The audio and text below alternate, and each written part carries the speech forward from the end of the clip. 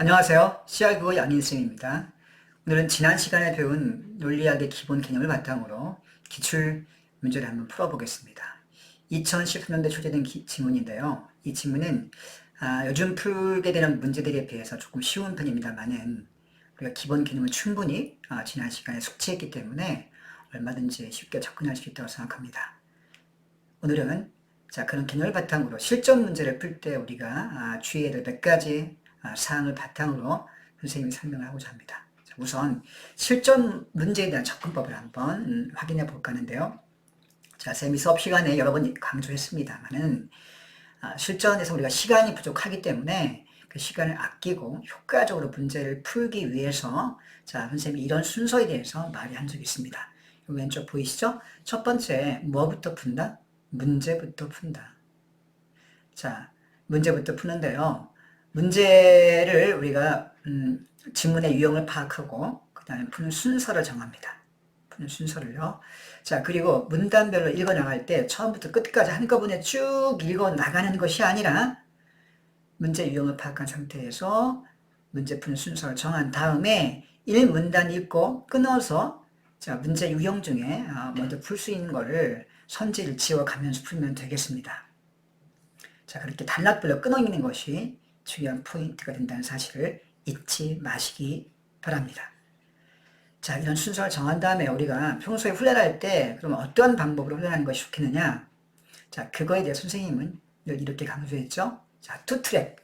투 트랙으로 하라. 투 트랙. 첫 번째는 지문 이해인데요. 지문에 대한 이해도가 향상되지 않으면 문제를 아무리 푸는 방법을 안다고 해도 지문 이해도가 같이 올라가지 않으면 문제풀이는 같이 상승할 수 없습니다. 지문 이해도가 낮은데 문제풀이 능력이 향상될 수 있습니까? 이것은 한두 개 정도 더 맞을 수 있을지는 몰라도 근본적으로 같이 갈 수밖에 없는 동반된 관계입니다. 그러면 지문 읽기, 지문 이해도와 문제풀이 방법이 투 트랙으로 갈 때 어떤 것들을 주의할 필요가 있는지 간단하게 먼저 살펴보겠습니다. 첫 번째로 제시문 읽을 때는요. 왼쪽부터 보겠습니다. 제시문을 이해할 때는 일단 단락별 주인공이 누구인지를 먼저 파악해야 되겠습니다. 단락별 주인공은 네모를 치거나 또 주인공이 바뀌었을 때는 동그라미를 치거나 또 바뀌었을 때는 이렇게 마른 목골을 치거나 하면서 주인공이 바뀐 것들을 두드러지게 표시할 필요가 있겠고요. 주인공이 보통 하나만 나오는 경우는 별로 없습니다. 주된 주인공을 제시하기 위해서 서브 주인공, 서브 캐릭터가 있죠. 영화에서 주인공과 조연이 있듯이 여주가 있고 남주가 있고 여조가 있고 남조가 있지 않습니까? 그것처럼 보통 독서 지문에서는요. 주인공이 있다고 한다면 그 주인공과 대립관계에 있는 서브 부주인공이 항상 있기 마련입니다. 그를 대립 개념이라고 하는데요. 주인공에 대해서 대립관계에 있는 개념을 혹은 어떤 인물 혹은 학자나 어떤 것들을 제시하게 되는 거죠. 주인공이 있고 대립관계 축에 있는 부주인공이 있다. 그것들을 확인해 보신 다음에요. 그것 다음에 같은 것끼리 연결되면 되겠습니다. 네모는 네모끼리 쭉 이렇게 연결시켜 보고요. 동그라미 동그라미 쭉 연결시켜 본다면 같은 것끼리 묶어놓고 속성을 연결시켜 보면 되겠습니다. 그렇게 해서 대립개념끼리 속성을 쭉 연결시켜 놓게 되면요. 네모 주인공에 대해서 속성이 A, A, 2, A, 3 이렇게 속성이 쭉 연결돼 나오겠죠? 네모. 그리고 동그라미 어떤 부주인공, 대립관계에 있는 동그라미 부주인공이 있습니다. 이 주인공의 속성 첫 번째 B-, B2-, B3- 이렇게 나오는 거죠. 이렇게 쭉 밑줄을 긋다 보면요. 글의 흐름들이 표시를 통해 드러나게 되고 글의 흐름을 더 정확하게 우리가 파악해 볼 수 있겠습니다. 그렇게 해서 이 두 주인공과 부주인공들을 쭉 드러냈을 때 제시문을 읽다 보면 마치 포도송이 같이 네모는 네모끼리 쭉 연결되어 나오겠죠? 그리고 그 관계, 대립관계에 있는 동그라미가 쭉 이렇게 포도송이나 내지는 순대 엮여진 것 같이 쭉 이렇게 연결되어 나오겠습니다. 이렇게 표시가 됐을 때 지문의 흐름에서 같은 것끼리 엮여있는 것들을 우리가 쉽게 확인할 수 있고 손질을 판단할 때 효율성이 높아지게 되는 거죠. 자, 이렇게 질문에 이거 나오면서요.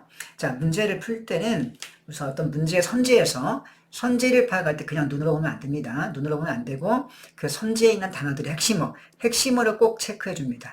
그리고 그 핵심어가 제시문과 어떤 연결고리를 갖고 있는지를 찾는 것이 필요하겠죠. 그죠? 자, 그렇게 찾은 상태에서 그 다음에 선지 문장의 자, 패턴을 한번 우리가 주의해서 보면 되겠습니다. 자, 출제자들이요. 문제를 출제할 때 선지 문장을 만들 때 그냥 만드는 게 아닙니다. 우연의 결과가 아니라 다 의도가 있기 때문에 선지 문장을 자, 틀린 문장을 만들 때 특히 틀린 선지를 만들 때 자, 이런 네 가지 패턴을 갖게 되는데요. 우선 제일 눈에 띄는 것들이 뭡니까? 반대 진술. 자, 네모 주인공의 속성이 네모인데 동그라미로 바꿔치기 한다는 거죠. 동그라미로. 자, 이렇게 대립적으로 반대 진술 바꿔치기 합니다. 그때는 주어를 바꿔치기 하거나 수를 바꿔치기 하거나 그런 식의 방식을 쓰게 되는 거죠. 그래서 우리가 선지 문장 볼 때 주어, 수로, 목적어 같은 그런 주요 문장 성분을 주목해서 볼 필요가 있다는 사실이죠. 자, 그 다음에 어떤 단어를 제시문에 없는 내용을 추가해 놓거나요. 꼭 필요한 내용을 삭제해 놓거나 이와 같은 어떤 농간을 부립니다. 자, 혹은 시간의 순서를 많이 바꾸거나 시간 순서를 바꾸거나 인과의 순서를 바꿉니다. 여러분, 이 순서 바꾸기는요. 특히 시나 소설에서 많이 나옵니다. 시나 소설에서요. 자, 주인공이 밥을 먹고 학교에 갔는데 사실은 학교에 가서 나중에 밥을 먹었다 이렇게 순서를 바꾸치기 한다거나 자, 그 다음에 배가 아파서 학교를 못 갔는데 자, 학교에 못 가서 뭐 배가 아팠다 뭐 이런 식의 인과의 순서를 바꾸는 거죠. 자, 그 같은 순서 바꾸기가 있고요. 그 다음에 개념과 속성을 막 뒤에 섞어 놓습니다. A의 속성과 B의 속성을 섞어 놓거나 자, 이런 식으로 짬뽕을 섞어 놓으면 헷갈릴 수 있겠죠. 자, 이와 같은 방식을 잘 기억해 두면 되겠습니다. 여러분 암기하세요. 그죠? 패턴 네 가지 반대 진술, 추가 혹은 삭제 혹은 순서 바꾸기, 뒤섞기 이런 것들을 알고 있는 것이 많이 도움이 되겠습니다. 자, 그럼 이와 같은 기본적인 접근법을 바탕으로 기출문제, 자, 논리학 기출문제를 한번 시원하게 한번 해결해 보겠습니다. 자, 다음 질문 이제 시작합니다. 여러분, 쌤이 지금 아까 금방 설명한 것처럼 이 제시문을 딱 우리 문제를 풀다가 만났다고 생각해 보겠습니다. 자, 만났습니다. 그럼 먼저 제시문을 이렇게 읽어 들어가는 것이 아니라 어떻게 합니까? 먼저 문제부터 살펴가는 거죠. 1번은 딱 보니까 내용 일치, 불일치 문제네. 그죠? 자, 2번은 보니까 포포라고 하는 사람의 견해를 묻고, 이건 제시문에 나온 어떤 주인공이 되겠네요. 자, 포포를 딱 보니까요, 여기부터, 3문단부터 나오기 시작합니다. 자, 그러므로 2번 문제를 풀 때는, 자, 3, 4문단에서 우리가 3, 4문단 읽을 때 3문단 혹은 3문단 읽고서 2번을 풀 수 있겠네요. 그죠? 3문단 읽고, 여기 선지를 일부 지우거나, 마지막으로 4문단 읽고, 마지막 선지를 지우면 되겠네요. 자, 세 번째 문제를 보겠습니다. 여러분, 세 번째 문제는요, 밑글에 기억, 니은, 디귿과 보기. 기억, 니은, 디귿 제시문 여기 있고, 보기가 또 있습니다. 그러면 제시문의 기억, 니은, 디귿과 보기를, 자, 비교해라. 이런 얘기입니다. 비교할 때는요, 두 개의 내용에 공통점과 차이점이 있다는 거 다 아시죠?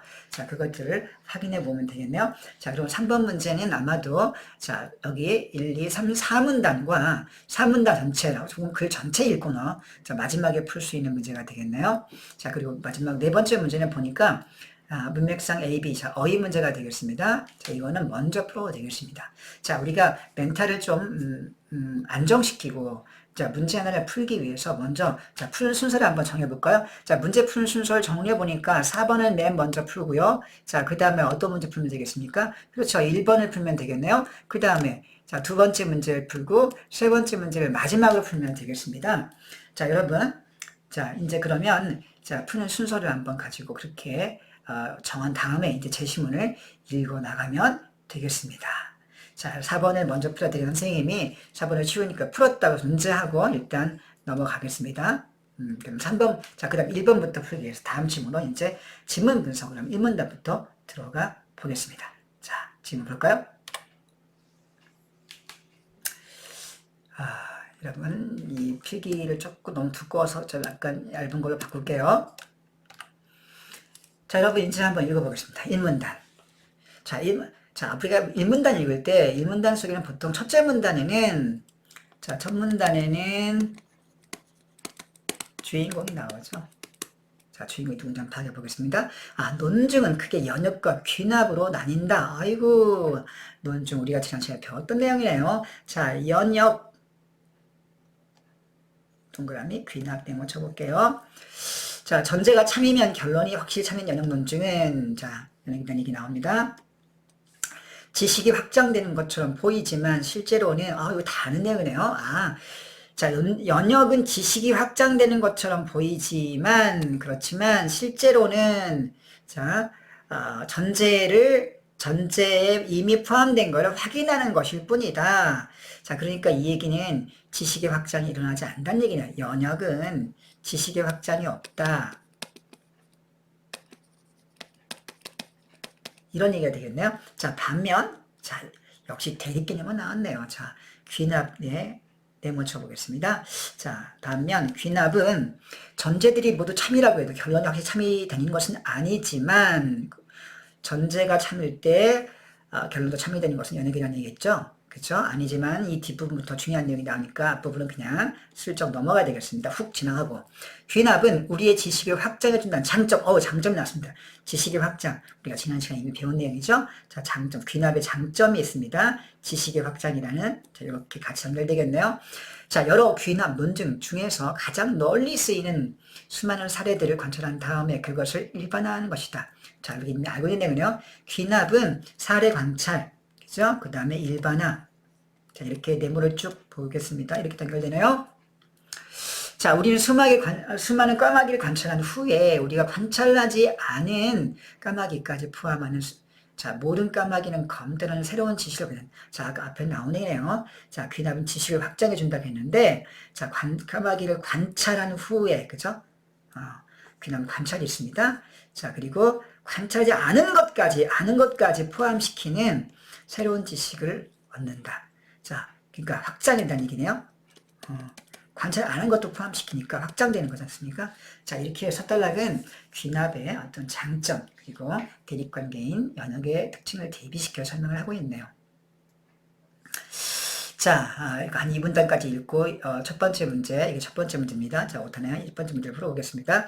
철학자들은 과학자들이 귀납을 이용하기 때문에 과학적 지식의 신뢰를 보낼 수 있다고 생각했다.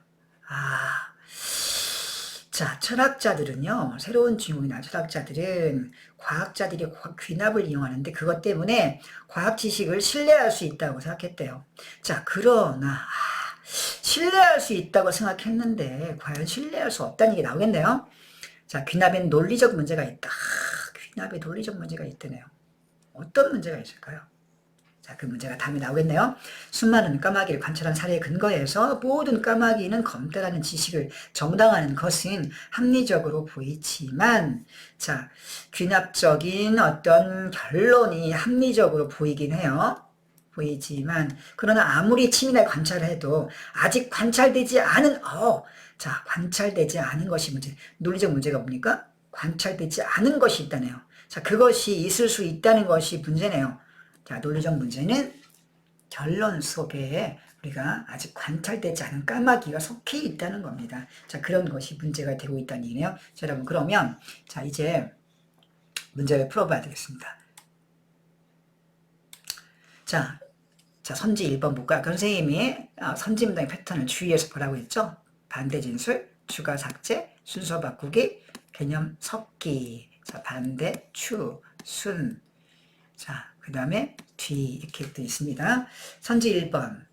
자, 먼저 선생님 아까 선지 문장 패턴을 볼 때 이런 패턴을 주의하면서 주어서 같은 걸 핵심어를 체크하라고 했죠. 자, 핵심어를 체크하는 것이 중요한데, 자, 핵심어는 SV를 중심으로 보면 되겠습니다. 선지 1번. 연역 논증이 주어네요. 연역은 지식의 확장이 일어난다. 여러분이 어떻습니까? 위에 나온 네 가지 패턴 중에 어디에 속하나요? 그렇죠? 자, 주어를 바꿔치기 했네요. 자, 주어를 바꿔치겠습니다. 반대 진술이네요. 연역이 아니라 귀납의 자, 이것은 자, 주어를 바꿔치기. 주어를 반대로 진술했네요. 자, 1번 틀렸네요. 이 부분이. 자, 선지 2번 보겠습니다. 귀납 논증은 전제가 참이면 결론은 항상 참이다. 전제가 참이면 결론이 참. 이건 여러분들 아까 일문단에 나왔지만 일문단에 나왔죠. 여기 딱 첫 번째 문장에 나와 있습니다. 첫 번째 문장에. 자, 이거는 자, 역시 주어를 바꿔치겠습니다. 연역 논증은 전제가 참이면 결론 참이죠. 이것도 자, 반대 진술인데요. 반대 진술 주어를 역시 바꿔치기는 너무 쉽게 오케이 나왔습니다. 선지 3번. 치밀하게 관찰된 후 도출된 귀납의 결론. 자, 귀납의 주어라고 볼 수 있겠네요. 근데 앞에 휴식어구가 붙은 관찰을 통해 도출된 귀납. 이것도 맞죠?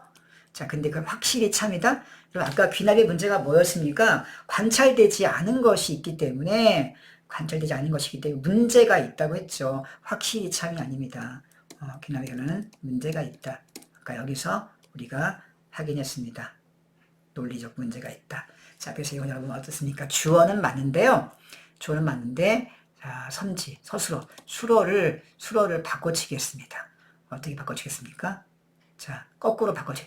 결론이 확실히 참인 건 뭡니까? 전제가 되겠죠? 아니, 연역이 전제가 참이면 결론이 확실히 참이 되겠습니다. 그러면 이것도 역시 수로를 거꾸로 반대 진술. 수로를 귀납과 반대로 바꿔치겠죠? 반대 진술을 하고 있네요. 선지 4번 볼까요? 과학적 지식은 새로운 지식이라는 점에서 연역의 결과이다. 자, 과학적 지식이 새로운 지식이다. 새로운 지식의 부분 아까 어였으니까 자, 귀납을 이용해서 새로운 지식이 나온다고 여기 나왔었죠. 자, 이것은 연역이 아니라 뭡니까? 연역이 아니라 귀납의 결과이다. 이것도 반대 진술로 바꿔치기 했나요? 너무나 쉽네요. 왜냐하면 대립기능이 자, 연역과 귀납의 반대의 개념의 대립관계의 주인공들이기 때문에 그걸 서로 바꿔치기 해서 선지를 구성했습니다. 너무나 뻔한 문제가 되겠죠? 자, 우리가 뻔하지만 패턴 한번 익히기에는 아주 좋은 문제가 되기 때문에 잘 이해해 주시기 바랍니다. 자, 답이 5번이 되겠네요. 자, 연습해볼까요? 자, 전제 없는 새로운 지식이 전제 없는 즉 관찰되지 아니한 새로운 지식이 결론에 귀납의 결론에 들어있죠. 아까 그 부분이 나왔습니다. 결론 속에는 아직 관찰되지 않은 그런 새로운 사례가 포함되어 있을 수 있다는 거였습니까? 그것이 바로 논리적인 문제. 귀납의 논리적인 문제는 이 짝이 바로 여기에 들어있는데요. 이 문단 뒷부분에 자, 거기에서 우리가 알 수 있나요? 논리적인 문제는 바로 전제 없는 새로운 지식이다. 자, 이 전제 없는 새로운 지식이라는 부분은 제시문에 그대로 똑같이 나오지는 않고요. 자, 한번 펜 색깔 바꿔볼게요, 선생님이. 자, 이 부분이 새로운 지식입니다. 이 새로운 단어인데 이건 여기 이 부분에 새로 등장하지 않기 때문에 여러분들이 약간 헷갈릴 수 있겠습니다. 자, 이렇게 제시문에 나온 문장의 단어를 일부 바꿔치게 단어를 제시문에 나온 거와 같지 않은 걸로 단어를 바꾸어서 진술하게 되면 많은 학생이 혼동을 겪게 됩니다. 자, 근데 여러분들 좀 우리가 기억할 대목은요. 제시문에 똑같은 단어가 나오지 않지만 이 전제에 없다라고 하는 것은 관찰되지 아니하니라는 나왔죠? 관찰되지 아니한 이런 오어 내용을 바꿀 수가 있겠습니다. 자, 근거에 해당하는 사례 중에서 자, 귀납의 근거에 해당하는 사례 중에 즉 전제 중에서 빠진 것들이 있기 때문에 그건 전제에 없는 게 되겠죠. 자, 이렇게 같은 내용이 되기 때문에 선지 5번이 맞는 선지가 되겠습니다. 여러분 어떻습니까? 자, 선생님이 지금 같이 한번 살펴보니까 선지 패턴이 아까 위에 나왔던 이 4가지 방법을 자, 이용해서 선지를 구성하겠다는 사실을 확인할 수 있죠. 자, 그리고 선조본에서 단어를 바꿔치기 했을 때, 단어를 바꿔 진술했을 때 흐름에 대한 이해 능력이 있지 아니하면 굉장히 어렵다. 그럼 이해 능력을 올리는 것이 앞으로 과제가 된다는 사실을 꼭 기억해 두시기 바랍니다. 자, 다음 문제 볼까요?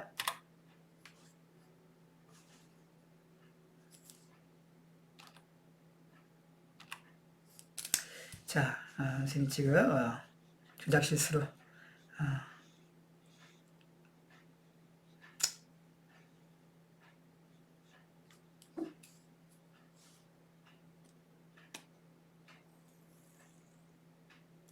조금 이해해 주시기 바랍니다.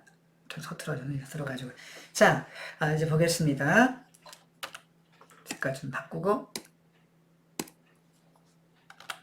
자, 3문단을 가서 읽어보면서 두 번째 문제를 풀어볼게요. 자, 포포는 귀납의 문제. 새로운 주인공이 바뀌었으니까 우린 포포에 이렇게 네모를 쳐줘야 되겠습니다. 포포는 귀납의 논리적 문제는 도저히 해결할 수 없지만, 자, 귀납의 논리적 문제 해결할 수 없다라고 단언을 했네요. 그렇지만 연역을 가지고 과학을 할 수 있는 방법이 있으므로 과학적 지식은 정당화될 수 있다. 뭘 통해서? 포포는 귀납에 문제가 있지만 그래서 귀납을 버리고 어떤 문제를 가지고 어떤 관점을 가지고 연역을 가지고 포포가 과학 지식을 정당화하려고 하고 있구나. 자, 그럼 어떻게 할까요? 그 방법을 좀 보겠습니다. 어떤 지식이 반증 사례 때문에 거짓이 된다고 추론하는 것은 순전히 조금 어려운 내용이 나왔습니다. 조금만 진정한 내용 볼까요? 자, 어떤 지식이 반증 사례. 여러분, 반증이 뭡니까? 반대 사례가. 자, 반대 증거가 되겠네요. 반대 증거, 반대 사례. 다시 말하면, 연역에서 전제가 있는데, 대전제. 그 연역의 대전제와 반대되는 것을 우리가 반증 사례라고 하는 거죠.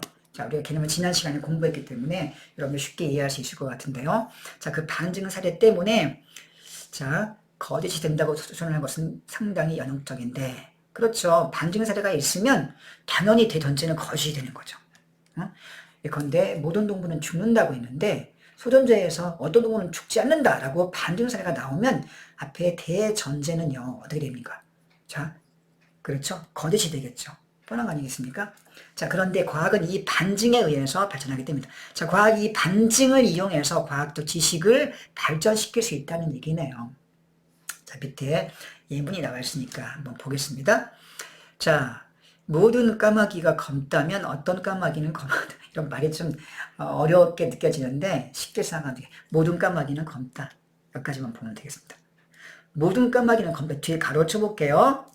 자, 모든 까마귀는 검다. 그러면 어떤 까마귀든 검어야 하는 거 아닙니까? 그러므로 뒤는 그냥 앞에 내용을 한 번 더 반복해서 늘려준 거에 불과해요. 우리가 이미 알고 있는 대전제에서 모든, 이런 모든이 전칙 명제로서 대상 전체를 포괄하는 명제가 나올 때 선생님이 뭐라고 했습니까? 이것들은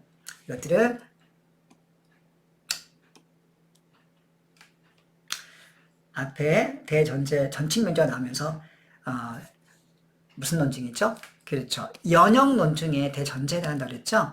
자, 그런 다음에 소전제가 나옵니다. 어떤 까마귀는 검지 않다. 자, 모든 동물은 죽는다. 자, 우리 집 달팽이는 동물이다. 기억납니까? 여러분, 그런 두 번째 문장의 소전제 문장이었죠? 자, 우리가 이렇게 본다면 벌써 이 문장이 연역 논증의 과정을 보여주고 있음을 눈치를 챌 수가 있겠습니다.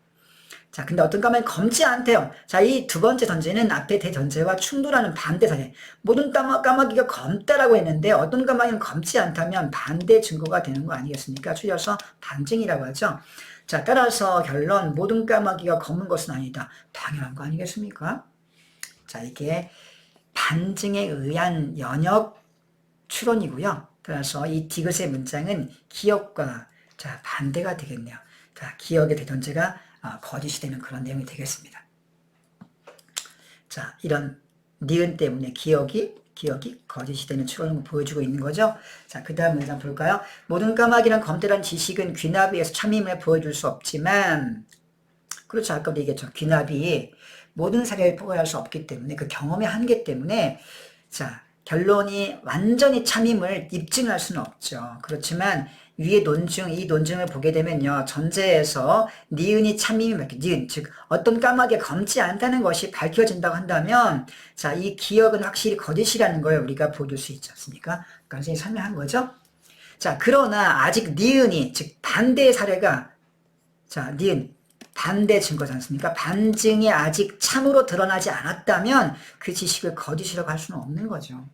그러니까 반증을 견디면 그 전제는 지식으로 아직 인정될 수 있지만 반증이 아직 나오지 않거나 반증이 되었지만 그 참임이 입증되지 않았다면 그 대전제는 아직까지 살아남을 수 있다. 이런 얘기죠.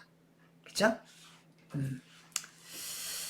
자, 그러면 여기까지 읽고 일단 여기 이번에 포포의 견해가 나왔으니까 우리가 여기 이쪽 반쪽만 아직 상문단을 읽지 않고 3문단만 읽었지만 아직 뇌의 머리가 좀 용량이 차오르기 시작하니까 4문단까지 읽었다가 또 까먹으면 어떡해. 그러니까 3문단 정도 읽었을 때, 한 달락씩 읽었을 때, 아직 그 내용이 머리에 기억되어 있을 때, 그때 지워주는 거죠. 그 선지를 지워주면, 자, 뇌의 어떤, 과부하를 좀 많이 줄일 수 있습니다. 자, 적절한 걸 물었네요. 충분한 관찰에 근거한 지식은 반증 없이 정당화될 수 있음을 인정해라. 그렇습니까? 자, 충분한 관찰에 근거한 지식은,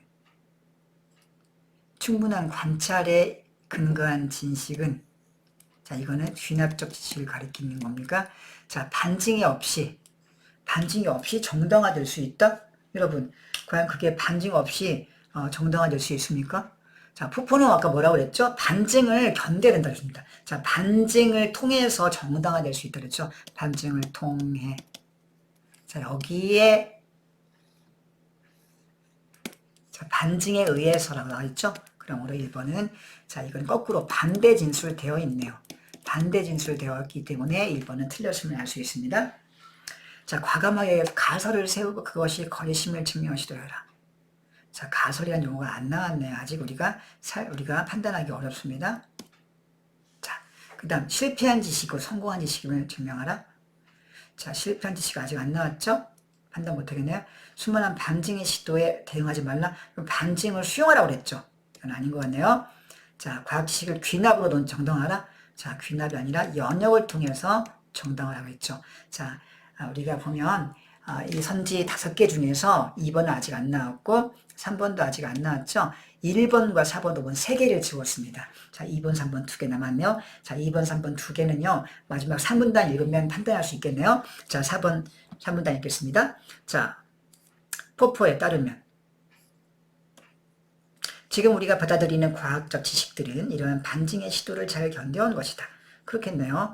자, 우리가 현재 받아들이고 있는 지식은 진리로 여기고 있다는 뜻이겠죠? 받아들이고 있으니까 아직 진리인 건데, 아직 진리라는 얘기는 아직 반증을 견뎌왔다는 얘기가 되겠죠. 반증을 견뎌온 것들이다. 맞습니다. 참신하고 대담한 가설을 제시하고 그것이 거짓이라는 증거를 제시하라는 노력을 진행해서, 자, 가설 나왔네요. 아까 선지 2번에 가설 나왔었는데, 그죠? 가설을 제시하고 그것이 거짓이라는 증거를 제시하는 노력을 여러분, 거짓이라는 노력을 진행하는 겁니까? 반증을 제시하는 거죠. 가설을 제시하고 반증 노력을 진행해서 그것이 실제로 반증이 되면 여러분 조건들 나오면 굉장히 중요합니다. 자, 조건들 나오면 중요합니다. 네모 쳐놓을게요. 반증이 되면 실패하게 되겠죠. 왜냐면 반대 증거가 나면 전제가 거짓이 되니까. 그렇지만 그 반증의 시도로부터 살아남으면, 즉 반증을 방어하면 성공한다. 자, 반증이 되면 실패하고 살아남으면 성공한다. 지금 대립개념을 서술되고 있습니다. 자, 그렇게 살아남게 되면 진짜 과학적 지식이 돼요. 즉 가설이 과학적 지식. 여러분 선생님은 지난 시간에 공부했죠. 가설이 검증을 거쳐서 진짜 지식으로 인정이 되면 그게 바로 뭐라고 했습니까? 여기에서는 과학적 지식이라는 용어를 쓰고 있지만 선생님이 지난 시간에 이거 뭐라고 합니까? 정설이라고 하죠. 정설. 그죠? 자, 반증을 견디면서 살아남으면 성공한 과학 지식이 되고 그걸 바로 정설이라고 한다는 거죠. 자, 그런데 손에서 세모치고요. 포프는 반증 가능성이 없는 지식, 아무리 반증을 해보려고 해도 경험적 반증이 아예 불가능한 지식은 과학적 지식이 될 수 없다고 표현한다. 이런 내용이 바뀌었네요. 이제는 반증에 살아남은 지식, 반증에서 실패한 지식, 이걸 얘기하다가요. 화제가 전환되어서 그런 데에서 반증이 아예 불가능한 지식도 있다. 자, 그런 새로운 내용으로 바뀌었습니다. 아예 불가능한. 자, 가령 관찰할 수 없고 찾아낼 수 없는 힘이 항상 존재한다. 자, 관찰할 수가 없다? 찾아낼 수 없는 힘이 있다? 자, 여러분 이것들은 신비한 현상이죠. 이건 신비한 어떤 정신현상이라든가 아니면 상상 같은 거. 그죠? 눈으로 볼 수 없는, 즉 경험적으로 볼 수 없는 것이기 때문에 과학적 대상이 될 수 없는 거죠. 자, 그런데 양인쌤은 잘생겼다. 양인쌤이 최고다. 물론 저는 그렇게 믿고 있지만 혹시 집에서 한 명이라도 당신은 그걸 믿지 않을 수도 있기 때문에 자, 이것은 과학적 지식으로 볼 수 없다는 거죠. 자, 그런 얘기를 덧붙이고 있네요. 자, 여러분 그럼 이제 여기에 선지 2번과 3번을 지워볼게요. 가설을 세우고 거짓임을 증명해라. 아까 가설을 세우고, 그죠? 그걸 거짓이라고 증거를 제시하는 노력을 통해서 찾아먹는다. 여기 그대로 나와 있네요. 여기 이 부분이 나와 있죠? 자, 이건 제시문과 정확히 일치하는 답이 되겠네요. 2번이 정답이 되겠네요. 이건 실패한 지식은 실패한 지식이죠. 성공한 지식은 반증을 견딘 거고, 실패한 지식은 반증해서 실패한 거죠. 그러므로 이 두 개는 같은 것이 아닌데 다른 것들을 엮어라. 자, 뒤섞기 해놨네요. 선지 3번은.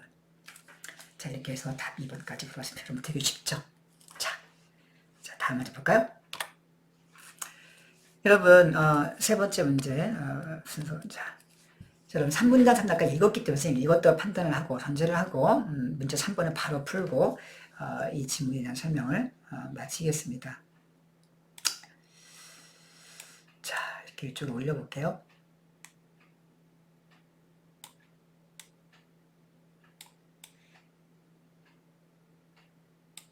자, 여러분 아까 3번 문제 읽어보겠습니다. 기억 디귿과 보기에 대한 설명을 적절하다는 것은 제시문의 기억 디귿은 여기 있고요. 그리고 보기는 밑에 있네요. 여러분 제시문의 어떤 부분과 보기가 나왔을 때는 두 개의 제시문의 개념과 제라고 쓰겠습니다. 자, 보기의 개념을 어떻게 하라고요? 공통점 혹은 차이점을 찾아봐라 이런 얘기죠. 공통점과 차이점, 공차, 그죠? 이건 뭐 거의 공차, 여러분 좋아하시는 공차. 자, 그런 개념과 연결됩니다. 자, 이 두 개의 개념 공통점과 차이점이 있다는 사실을 염두에 두고 제시문을 보겠습니다. 아까 지금 설명할 때 제시문의 개념은 자, 어떤 논증입니까? 얘는 뭐 대전제, 소전제, 결론의 연역 논증이었습니다. 그렇죠? 자, 그러면 보기는 보나마나 무슨 논증이겠어요? 자, 내가 오늘 관찰한, 내가 어제 관찰한, 그리고 그저께 관찰한, 다 보니까 사례들, 구체적 사례들이고요. 자, 그 다음에 따라서 모든, 전칙 논증이 나왔네요. 자, 이거는, 일반적 결론. 따라서, 자, 보기의 논증 절차를 딱 보아하니 눈 감고도 알겠습니다. 얘는 귀납적인 논증을 보여주고 있네요. 그러면 제시문에는 연역 논증, 자, 문제 3번의 보기는 귀납 논증. 딱 보기에도 뭐 뻔한 이치 아니겠습니까? 자, 여러분 그렇다면 자, 이걸 바탕으로 한번 풀어보겠습니다.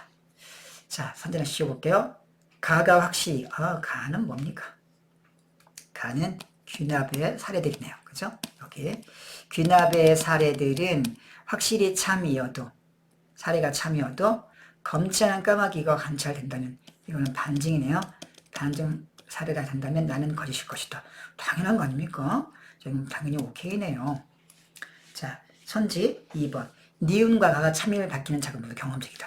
자, 니은이 참이 되려면 어떤 까마귀는 검지 않다는 것을 관찰해야 되겠네요. 자, 당연히 자, 니은도 관찰을 통해서 살펴봐야 되니까 경험이라고 볼 수 있는 거 맞습니다. 자, 그 다음에 가가 참. 내가 오늘 관찰한, 어제 관찰한 다 까마귀들이 검을 내면 어떻습니까? 실제 경험 관찰해야 되는 거죠. 그래서 2번도 쉽게 오케이. 자, 선지 3번. 자, 모든 까마귀는 검다. 이건 아까 모든 까마귀는 검다는 어디 있습니까? 여기 모든 까마귀 검다. 여기도 있고요. 그 다음에 여기 보기에 나열되어 있네요. 자, 니은만으로 거짓임이 니은. 자, 니은이 뭐가 됐습니까? 반증 사례. 어떤 까마귀는 검지 않다. 그 반증 사례를 가지고 거짓임이 당연한 거 아닙니까? 이건 맞네요. 여기까지는요. 자, 모든 까마귀가 검다고 기억해서 얘기했는데 어떤 까마귀가 검지 않다면 반증 사례이기 때문에 바로 그냥 기억의 전체가 거짓이 되는 거죠. 자, 그 다음 가만으로는 참여를 바뀔 수 없다. 자, 그죠? 가만을 가지고는 참임을 밝힐 수 없다. 여러분, 내가 오늘 관찰한 까마귀, 어제 관찰한 까마귀, 그저께 관찰한 까마귀 모두 검다. 자, 이 검다인데, 자, 가만 가지고는 참임을 밝힐 수 없다. 그쵸? 예컨대, 어제, 오늘, 그제, 3일 동안 관찰한 까마귀는 전부 다 검은색이었어요. 그런데 내일 관찰할 까마귀가 혹시 아니라고 한다면 아닐 수도 있지 않습니까? 아닐 수도 있기 때문에 가에 3번 관찰한 거 가지고는 100% 참이라는 걸 밝힐 수 없는 것이 맞게 되는 거죠. 이게 바로 무엇입니까? 귀납 논증의 경험의 한계였죠. 귀납의 결론은 일부분만 참, 대략적으로만 참, 개연적으로만 참이고 필연적인 참은 아니다. 그래서 3번도 맞게 되겠습니다. 4번 볼게요. 자, 기역 니은에서 디귿이 도출된다. 아까 나왔죠? 자, 기역에서 모든 까마귀는 검다. 니은에서 어떤 까마귀는 검지 않다. 그러므로 모든 까마귀는 검은 것은 아니다. 자, 이 디귿의 연역 추론을 통해서 기역에 대해 전제가 아까 뒤집어졌죠. 자, 그것이나 가에서 나가 도출되는 것은 지식의 확장. 그럼 지식의 확장은 아까 어떤 논증의 특징이었습니까? 그렇죠. 지식의 확장은 귀납 논증만의 특징이었고, 그죠. 그러므로 이건 가에서 나가 도출되는 경우에만 항상 있겠습니다. 자, 기역 니은에서 디귿이 나온 것은 연역 논증인데, 여러분, 연역 논증은 새로운 결론이 없죠. 연역 논증은 대전제의 내용이 마지막 결론에서 한 번만 더 확인이 되는 것이기 때문에, 자, 이것은 지식의 확장이라고 볼 수 없다. 라고 했죠. 그러므로 앞에 부분이 틀렸네요. 기역에서 니은에서 디귿이 도되는 것은 지식의 확장이 아닙니다. 자, 귀납 논증인 가에서 나 부분만 확장이 일어나기 때문에 4번은 반쪽짜리 답이 되겠습니다. 자, 4번이 틀렸네요. 자, 선지착범의 패턴을 보면 뒷부분은 맞은데 앞부분이 틀렸습니다. 이 앞부분의 내용이 틀려서 4번은 자, 정답이 되겠습니다. 자, 선지 5번 볼까요? 포포에 따르면 기역의 모든 까마귀가 검다가, 그렇죠? 모든 까마귀가 검다가 과학적 지식임은 가나의 논증이 아니라 기역 디귿의 논증을 통해 증명된다. 자, 포포에 따르면 과학적 지식이 되려면 뭘 통해서? 연역을 통해서 된다고 했죠? 가나의 논증은 귀납이고 기역 니은의 논증은 연역이기 때문에 선지 여부는 맞는 선지가 되겠습니다. 자, 이렇게 해서 세 번째 문제, 제일 복잡한 듯이 보이는 문제까지 살펴봤는데요.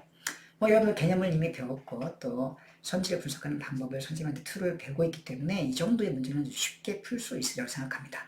여러분 이런 개념 문제, 기출 문제 분석을 통해서 내공을 쌓고요. 실전에 대한 내공을 쌓아서 앞으로 여러분들 수능 국어의 어려운 킬러 지문도 아주 수월하게 풀 수 있기를 바라면서요. 여러분의 수능 국어 만점을 하는 그날까지 이 양일쌤은 여러분보다 더 열심히 노력하겠습니다. 여러분 파이팅! 안녕!